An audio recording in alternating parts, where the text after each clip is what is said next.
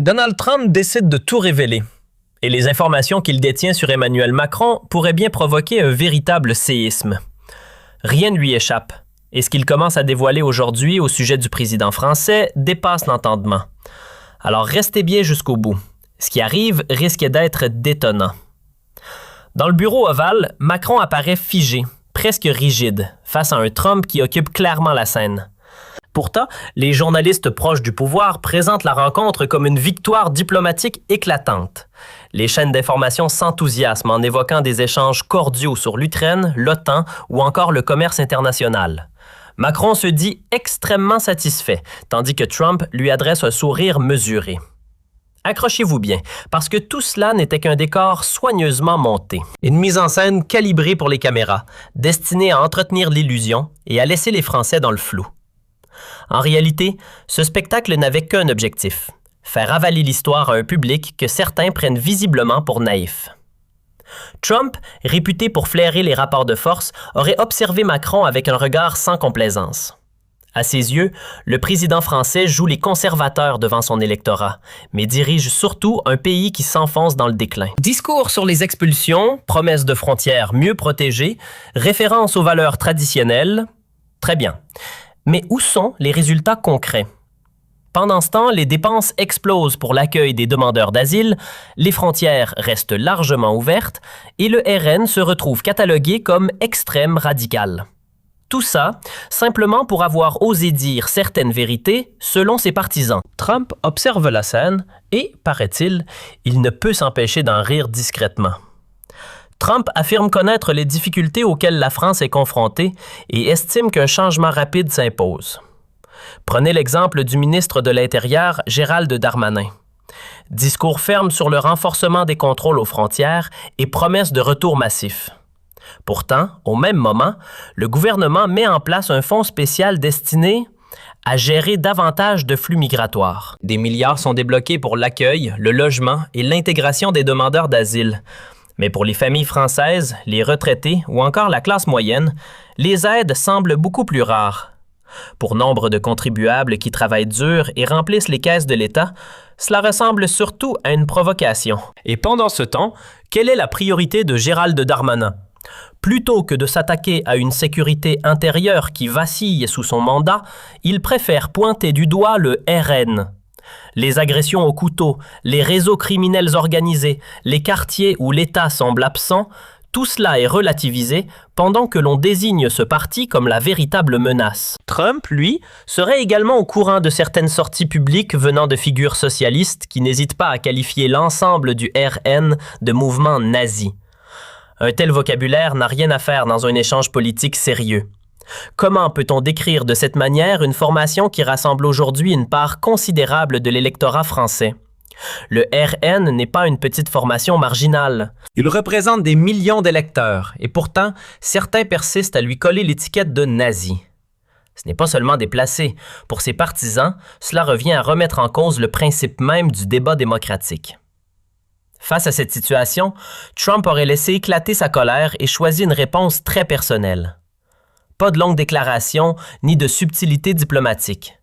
Un geste direct, lourd de conséquences. Washington annonce officiellement un vaste ensemble de sanctions visant des sociétés russes du secteur énergétique. Mais derrière cette décision, beaucoup voient un autre objectif. La cible réelle ne serait pas Moscou, mais Paris. Rien improvisé, tout semble calculé.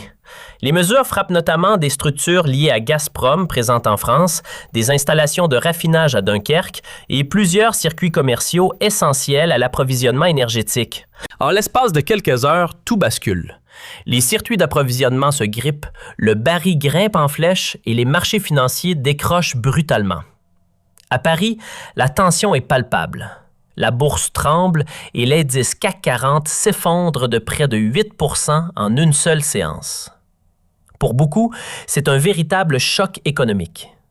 Du côté de Bruxelles, certains applaudissent d'abord, persuadés d'assister à une riposte ferme contre Moscou. Mais l'enthousiasme retombe rapidement. Car plus les effets apparaissent, plus une réalité s'impose. Ces mesures frappent bien davantage la France que la Russie. À Dunkerque, les installations de raffinage cessent leur activité. Les pompes des stations-service se retrouvent à sec, tandis que les prix du carburant flambent. Et au final, qui en paie le prix? L'automobiliste ordinaire, le travailleur qui fait la navette chaque jour, la famille qui peine déjà à régler ses factures. Selon Marine Le Pen, un point particulièrement sensible mérite l'attention. Washington serait parfaitement au courant de la manière dont les services de renseignement français classent le RN. Elle affirme avoir échangé avec des personnalités influentes de l'entourage de Trump, notamment Vance et le sénateur Marco Rubio.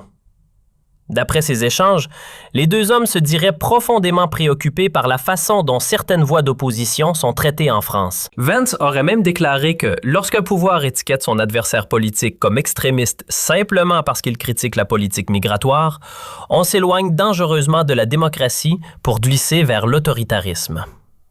Le message porté par Le Pen est sans ambiguïté. Pour préserver la démocratie et la liberté d'expression en France, il faudrait bâtir une alliance solide à droite et proposer une alternative politique audacieuse. Dans cette vision, le RN ne serait pas la cause du problème, mais la réponse. J.D. Vance tient un discours du même ton.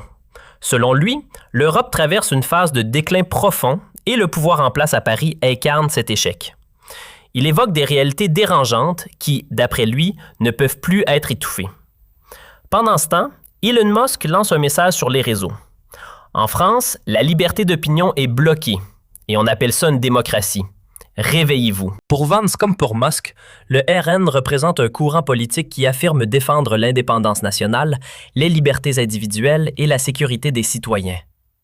Dans leur esprit, ce mouvement s'inscrirait dans une logique comparable à celle de MAGA aux États-Unis. Pourquoi Marine Le Pen inquiète-t-elle autant certains cercles de pouvoir? Parce qu'elle exprime publiquement des idées que beaucoup murmurent sans jamais les formuler clairement. Elle aborde la pression migratoire, l'effritement de l'identité nationale et les effets économiques de certaines politiques écologiques. Et elle le fait sans sembler redouter les critiques. Cette posture fait d'elle à la fois une cible privilégiée et une source d'espoir pour une partie de l'opinion.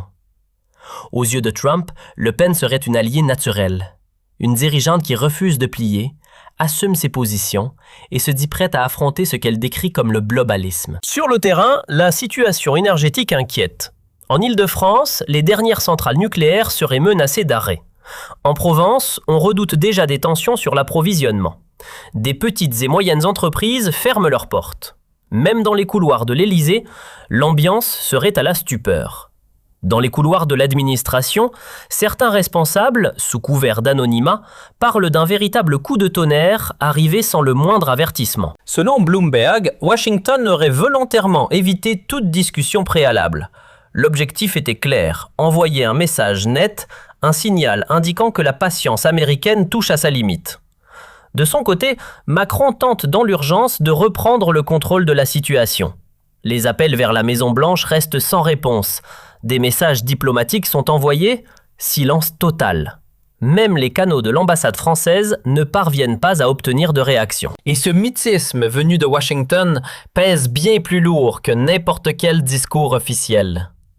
Ce silence agit comme une démonstration de force, un avertissement implicite sans qu'aucun mot ne soit prononcé. Trump suit l'évolution de la crise française avec un regard froid et calculateur. Pour lui, la France n'est pas l'adversaire. La cible serait plutôt l'équipe politique qui dirige actuellement le pays. Dans cette vision, le macronisme serait devenu l'image même du déclin moral européen. Un mouvement politique qui, selon ses critiques, écouterait davantage Bruxelles que les citoyens français. On évoque des valeurs, mais il s'agirait surtout de contrôle. On parle de liberté, mais certains y voient plutôt des restrictions et de la censure. J.D. Vance résume cette idée lors d'une intervention télévisée. L'Europe ressemble désormais à un musée. On peut encore admirer la liberté, mais on ne peut plus vraiment la vivre. À Paris, la tension est palpable. Presque une atmosphère d'urgence. Pourtant, tandis que l'inquiétude se répand dans les cercles du pouvoir, un autre sentiment gagne du terrain ailleurs. L'espoir chez ceux qui se sentaient ignorés depuis des années. Dans plusieurs pays européens, des mouvements patriotiques saluent ouvertement le tournant pris par Trump. Dans plusieurs capitales européennes, de Budapest à Rome jusqu'à Varsovie, un même commentaire circule. Enfin, quelqu'un prête l'oreille au peuple. Du côté républicain aux États-Unis, on évoque la vision d'un continent européen transformé. Moins de technocratie, moins de barrières numériques et surtout moins de censure. Et dans ce grand basculement annoncé, la France apparaît comme un terrain décisif. Trump, lui, n'aurait pas envoyé de message d'avertissement à Macron. Il aurait simplement agi. Désormais, selon ce récit, Washington ne chercherait plus vraiment le dialogue avec le camp macroniste. Les contacts se feraient plutôt avec d'autres figures politiques françaises. Le RN, Marine Le Pen, Jordan Bardella ou encore Éric Zemmour. Ceux qui, en France, affirment avoir été caricaturés ou discrédités, découvrent soudain une scène politique bien différente. Des échanges directs avec des sénateurs républicains américains. Et cela ne se ferait pas dans l'ombre, mais au grand jour. Un autre épisode, que Trump connaîtrait parfaitement, concerne un moment remontant à l'époque de sa victoire électorale. Il s'agit de la réaction du président français d'alors, François Hollande. À ce moment-là, la plupart des dirigeants du monde avaient adressé au moins un message protocolaire de félicitations au nouveau président américain. Hollande, lui, aurait choisi de s'en abstenir volontairement. Un geste perçu par certains comme un véritable camouflet diplomatique. Et l'histoire ne s'arrête pas là. Plutôt que d'adresser le traditionnel message de félicitations, François Hollande serait allé plus loin en décrivant publiquement le nouveau président américain comme un prédicateur de haine. Imaginez la scène. Le chef de l'État français critiquant ouvertement le dirigeant des États-Unis tout juste choisi par les urnes. Cette sortie a provoqué de nombreuses réactions à travers le monde. Beaucoup ont levé les sourcils devant un tel geste, qui n'a fait qu'ajouter de la tension à une relation déjà fragile entre Paris et Washington. Au fond, la question posée aujourd'hui n'est pas vraiment de savoir si Trump soutient ou non le RN. Le débat est ailleurs. Un pays peut-il encore se présenter comme une démocratie lorsque son opposition est combattue avec une telle intensité? Les déclarations de Trump dessinent ainsi une véritable fracture idéologique au sein du monde occidental. D'un côté, des gouvernements, comme celui de la France, qui évoquent la défense de la démocratie et la lutte contre l'extrémisme pour justifier surveillance accrue, restrictions et pression judiciaire. En face, un courant conservateur prend de l'ampleur, reliant les États-Unis, la Hongrie et même certaines forces politiques françaises. Pour ces partisans, les démocraties libérales auraient perdu leur cap et se seraient éloignées de leurs principes fondateurs. Et vous, quelle est votre analyse de toute cette situation? Pensez-vous que Trump a raison sur ce point? La France se trouve-t-elle vraiment à un moment décisif de son histoire politique? Dites-nous ce que vous en pensez dans l'espace commentaire. Et bien sûr, pensez à vous abonner à la chaîne pour ne manquer aucune actualité concernant le RN. Si cette vidéo vous a éclairé, faites-la circuler pour que l'information atteigne le plus grand nombre. Continuons ensemble à défendre l'idée d'un futur plus libre. On se retrouve très bientôt pour une nouvelle analyse et surtout, restez attentifs.